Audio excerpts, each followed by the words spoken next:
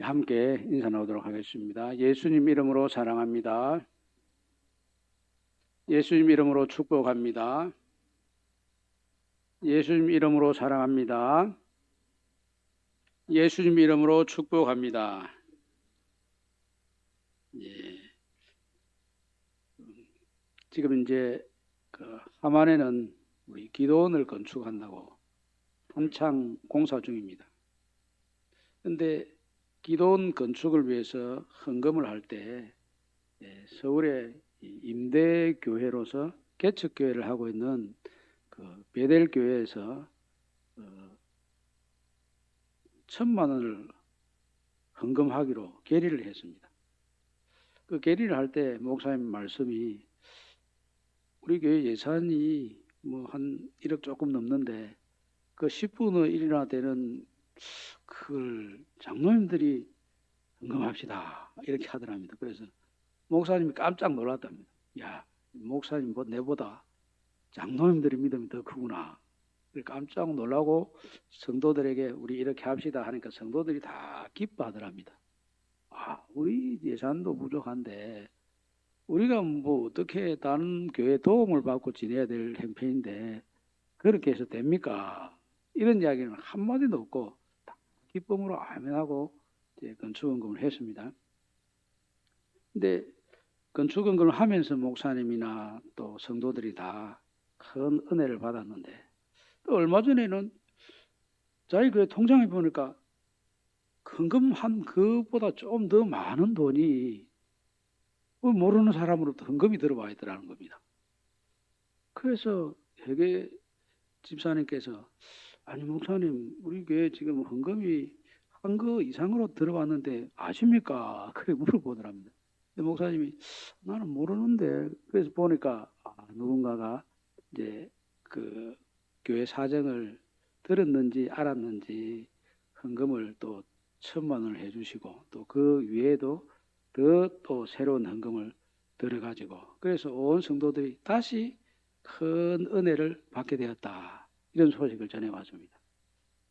그래서 기도원을 지을 때는 역시 기도를 지어야 하고 믿음으로 지어야 하고 그렇게 지어지는 과정에서 큰 은혜가 임하는구나 하는 것을 이제 그 간증을 통해서 경험을 했습니다.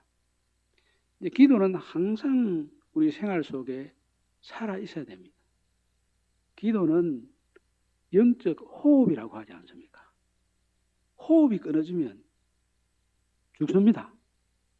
성도들 생활 속에 영적 호흡인 기도가 끊어지면 영혼이 틀림없이 병들게 되어 있습니다. 그럼 영혼이 병들지 않도록 하기 위해서는 기도할 수밖에 없고 그래서 우리 예수님께서 성전에 들어가서 성전을 계획할 때 던지신 화두가 이 성전은 만민이 기도하는 집이다. 기도하는 집인데 왜 장사를 해서 강도 구례로 만드느냐. 그렇게 기도하는 집이라고 예수님께서 성전에 대해서 정의를 해주셨습니다. 사도 바울도 여기 에베소 이 말씀들은 주로 교회를 향해서 하시는 말씀입니다. 교회도 성도들의 모임이 교회지만 이 모임 속에 기도라는 것이 얼마나 중요한지 모릅니다. 우리가 얻지 못하는 것은 기도하지 않기 때문에 얻지 못한다. 기도해도 얻지 못하는 것은 정욕에 쓰려고 잘못 구하기 때문에 얻지 못한다. 야고보 사도가 그렇게 이야기했습니다. 기도를 하되 바른 기도를 하는 것이 중요하지 않겠습니까? 응답받는 기도를 해야 되지 않겠습니까? 오늘 이 말씀은 우리가 어떤 내용의 기도를 하나님 앞에 올려야 되는가 하는 것이 구구절절히 나타나 있습니다. 먼저 이 말씀에 보면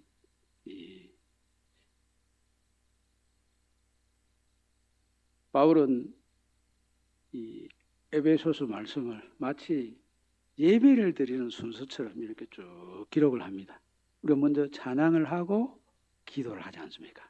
기도하기 전에 찬송 내용을 쭉 한 다음에 찬송하리로다 찬송하리로다 찬송하리라도 그렇게 하고 그 다음에 자 우리 이렇게 기도합시다 하고 기도 모범을 보여주셨습니다.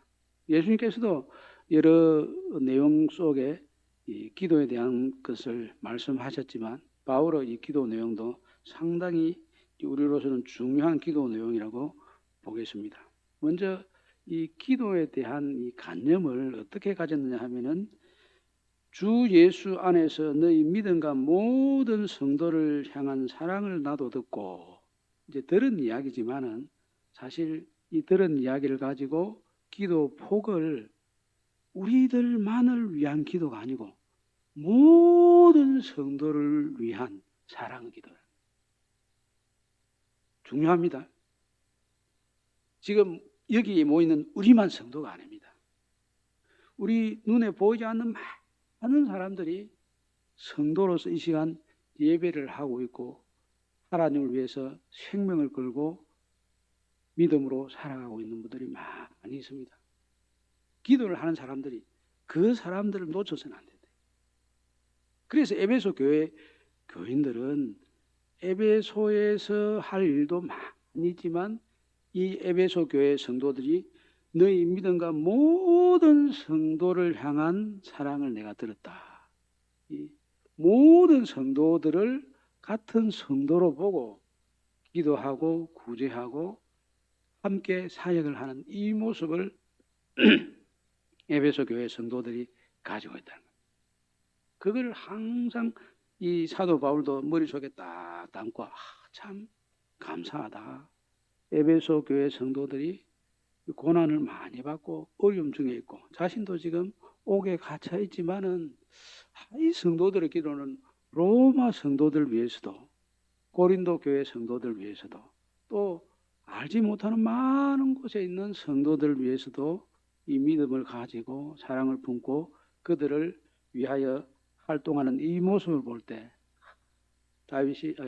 바울이 너무너무 감사하는 마음이 충만했습니다.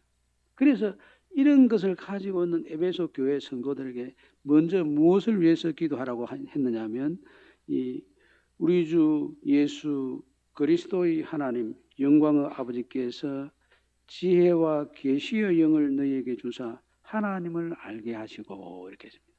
지혜와 계시의 영을 주셔서 하나님을 알게 해 주십시오. 이 기도를 먼저 해요. 에베소 교회는 이단들이 와서 좀 활동을 했습니다. 소위 말해서 이제 영지주의자라고 하는데 이 그노시스파라고 합니다. 이 그노시스란 말은 지식이라는 뜻을 가지고 있습니다. 이 지식을 가지고 교회를 어지럽혔습니다. 이제 우리 기독교를 최거 종교라 이렇게 합니다. 그러다 보니 이 성경책이라고 하는 신앙생활을 하는 교본을 가지고 교본이라고 하면 좀 그렇지만은 이 캐논을 가지고 있는 그런 우리 신앙이기 때문에 이 캐논이 지금같이 이렇게 책으로 정해져 있으면 좋은데 그 당시에는 신약 성경이 확정이 되지 않은 상태에다가 그리고 이 책이 없는 상황에서 편지를 가지고 회람하면서 이제 성경을 대신하던 그런 시기였습니다.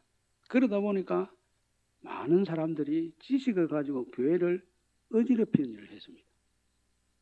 자기 주장을 쭉 펼쳐놓고 제일 끝에다가 베드로가 이렇게 딱 써가지고 교회에 돌리니까 이게 진짜인지 가짜인지 알 수가 없습니다.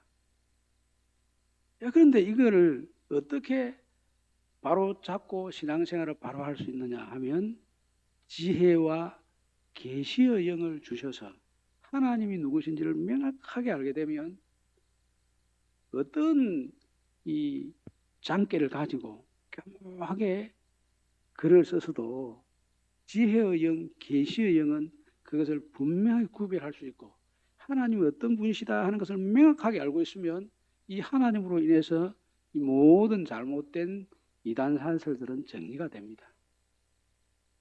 우리 교회는 뭐 신천지가 오든지 말든지 신천지 아웃 이런 거 안 붙입니다. 왜 안 붙이느냐? 하나님을 제대로 알면 문제될 거 없습니다. 무슨 이단이 와도 우리가 지혜와 계시의 영이 딱 우리 가운데 거하셔서 하나님이 누구신지 하는 것을 명확하게 알게 되면 하나님이 어떤 분이신데 그 이단들 그 장깨를 못 이깁니까? 한 사람만 제대로 하나님의 말씀을 가지고 딱 서 있어도 그 이단들은 무너질 수밖에 없습니다. 그래서 이 지식을 가지고 그 당시에는 지식을 가지고 있는 사람이 얼마나 힘이 있었습니까? 요즘 우리 대한민국이야 다 지식이 많은 사람들이 많이 있어가지고 그 지식이 그렇게 대단한 힘이 된다고 할 수는 없을 수도 있지만 그 당시에는 지식을 가지고 있는 사람들은 어마어마한 파워를 가지고 있는 사람들. 그 사람들이 교회 안에서 지식을 가지고 영향력을 행사할 때 교회가 어지러질 수밖에 없습니다. 그런데 그런 어지러운 것을 어떻게 이 서민들 위주 교회에서 막아낼 수 있냐. 그거 막아내는 거 인간적으로 생각하면 굉장히 어렵습니다. 신앙적으로 보면 하나님을 알고 보면 굉장히 쉽습니다. 지혜와 계시의 영이 우리에게 있어서 그 영으로 인해서 우리가 하나님을 잘 알고 있으면 우리가 지혜와 계시의 영을 통해서 깨닫게 된 그 하나님이 우리를 지키시고 구하시고 모든 이산으로부터 승리하게 해주십니다. 지금 우리 시대에도 엉터리가 많습니다. 여러분 텔레비전을 믿습니까? 신문을 믿습니까? 그거 보면 야 이게 뭐 유튜브도 뭘 봐도 이거 뭐를 가지고 옳다 그러다 분별하겠냐. 전문가가 전문가를 분별하는데 우리는 전문가도 아닙니다. 유튜브를 하든지 뭐 방송을 내보내든지 신문에서 기사를 쓰는 이런 사람들은 다 전문가인데 우리가 전문적인 지식도 없이 그 어떻게 바른 걸 분별합니까? 우리는 그런 거 분별할 줄 몰라도 영적인 분별력만 분명하면 됩니다. 마지막 때에는 거짓 선지자가 문제고 거짓 예언자가 문제지 엉터리 뭐 그런 그 이야기들은 그렇게 큰 문제가 안 됩니다. 그렇게 되려면 지혜와 계시의 영을 통해서 하나님을 잘 알게 되는 것이 가장 우선적입니다. 아무리 지식이 많아도 하나님을 바로 알지 못하면 핍박자요, 또 박해자요, 폭행자가 됩니다. 사도 바울이 그랬습니다. 지식 많았습니다. 많은 걸 알았습니다. 누구에게도 말로 지지 않는 사람이었고 이론적으로는 최고 체계를 갖추고 있는 이론가였습니다. 실천력도 대단했습니다.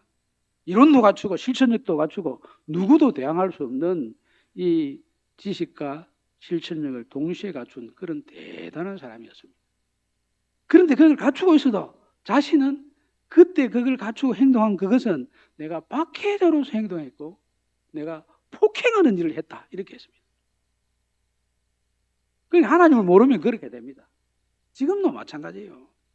지금도 뭐 누가 대단한 일을 한다고 그 지식을 가지고 하지만은 하나님을 모르는 사람들은 그 하는 모든 일들이 자칫 잘못하면 하나님을 대적하는 행위로 그것들을 얼마든지 쓸 수 있습니다.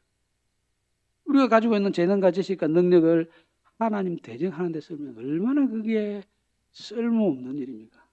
아예 무능한 사람보다 더 못한 겁니다. 그거는. 하나님을 위해서 헌신하고 하나님을 위해서 정말 우리가 조그마한 것이라도 하나님을 위해서 쓰임을 받을 때 이게 가치 있는 거 아니겠습니까? 그렇게 되기 위해서는 여기 하나님을 아는 것, 하나님을 아는 것은 지식적으로 아는 것을 이야기하는 것이 아니고 인격적으로 만나는 것을 이야기합니다. 인격적으로 하나님을 아는 것은 그냥 한번 알면 끝이다 이거 아닙니다. 우리가 윤현주일학교 어릴 때 만난 하나님, 그리고 또 우리 은혜기나 진호만한 이 사춘기 때도 또 하나님을 또 만나야 돼.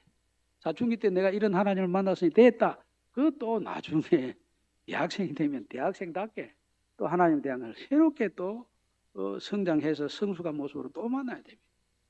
그 사회생활을 하면 또 그 맞춰가지고 또 하나님이 어떤 분이신지 또 만나야 되고, 또 직장생활을 하다가 뭐 중요한 위치에 가면 갈 때 그때 또 하나님 또 만나가지고는 또 의논해야 됩니다.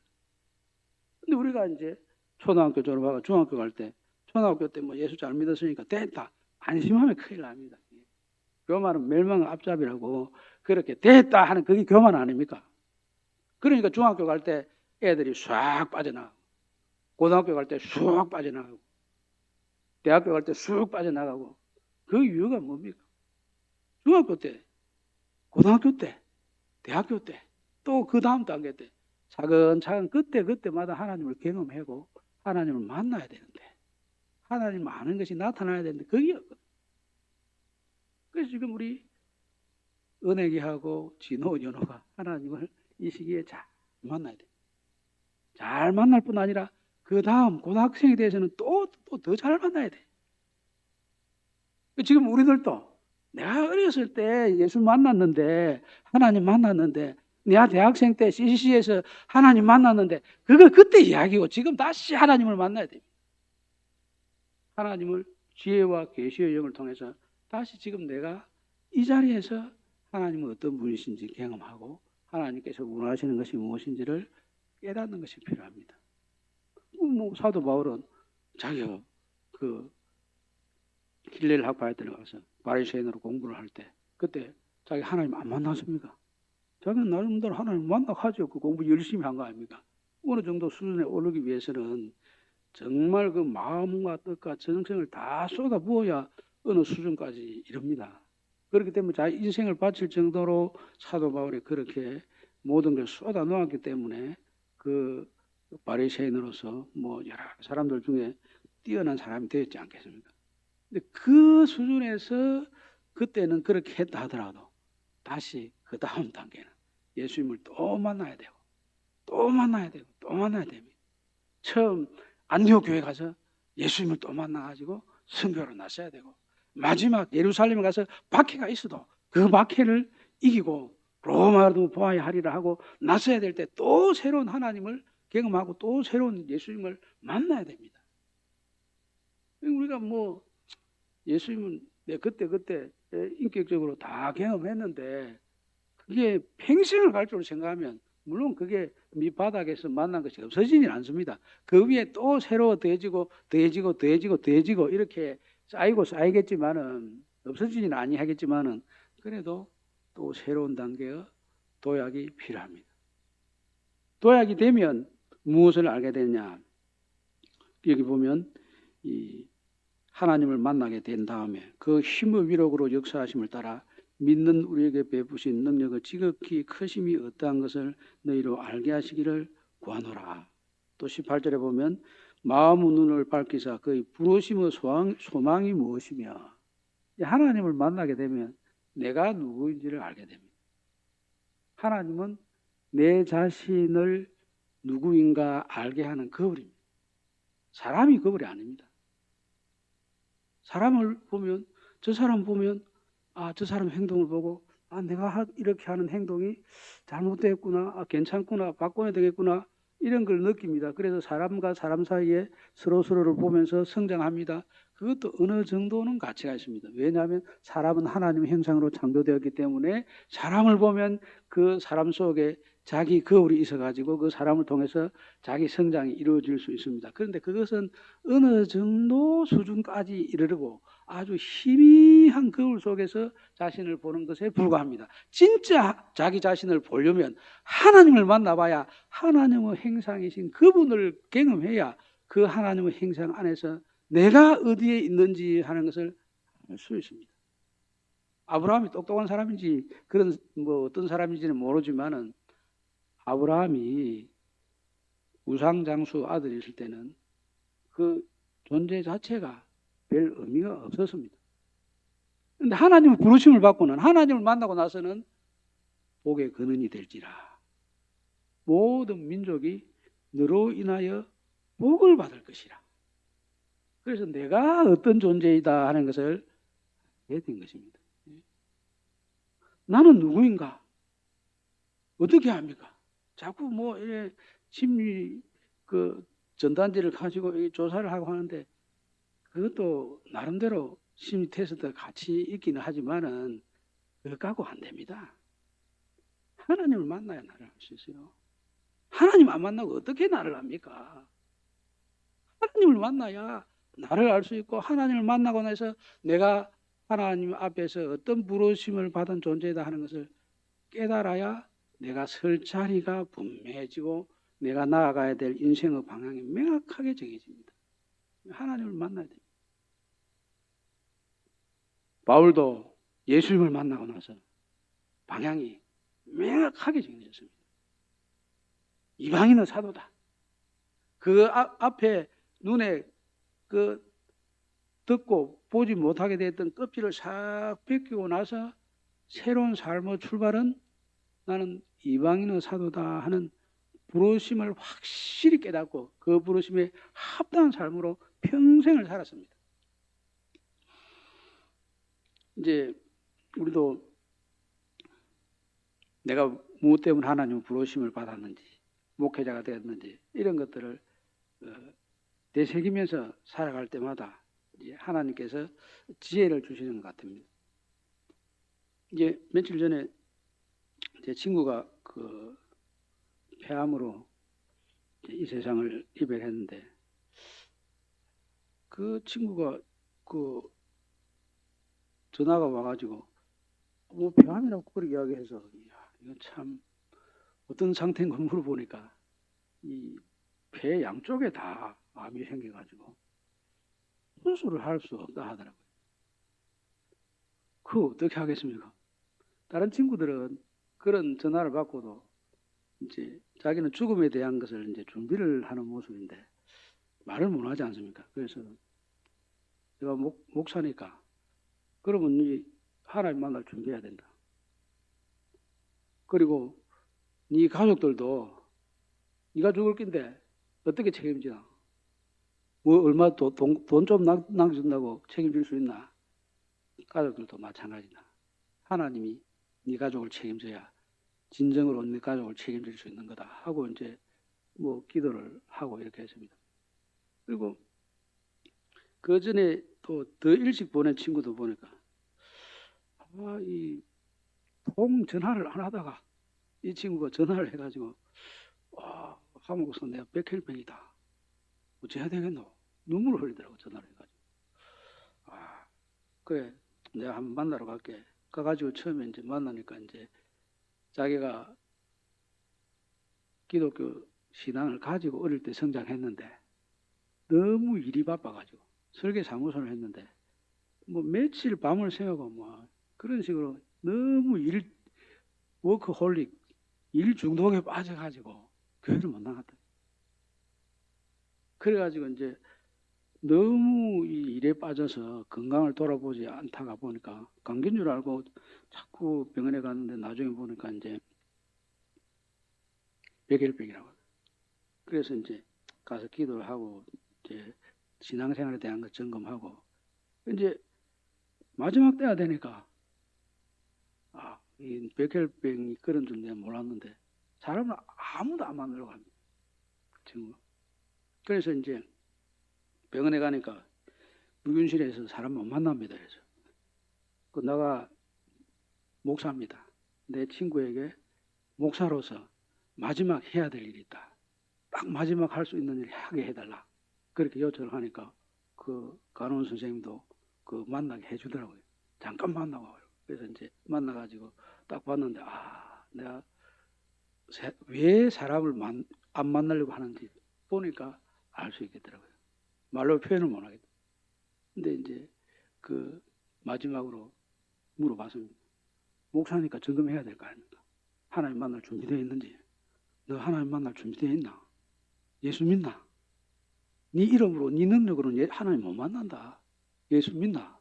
진실되게 이야기해라. 마지막이다. 그래가지고 이제 점검을 하니까 자기 믿는다고 하더라. 그러면 자, 내가 너한테 너를 위해서 기도해도 살려달라고 기도해봐야 그거는 뭐 무당구하는 것밖에 더 되겠나? 나는 지금 기도한다고 너 살릴 수는 없고 하나님 만날 준비 제대로 딱 될 수 있도록 기도하겠다. 그리고 너 가족들도 뭐 어떤 어려움이 있어도 하나님이 살아계시니까 네 가족을 지켜줄 것이다. 하나님께 다 맡기고 안심하고 올라가라. 그렇게 이야기했습니다. 그때 만약에 이제 제가 목사로서 부름받은 그 의식이 없다면 그런 분들 만나기가 쉽지 않을 겁니다. 또 죽음에 대한 이야기를 담대하게 솔직하게 끄집어내 가지고 이야기할 수 없을 겁니다. 그런데 그 친구들은 기다리고 있습니다.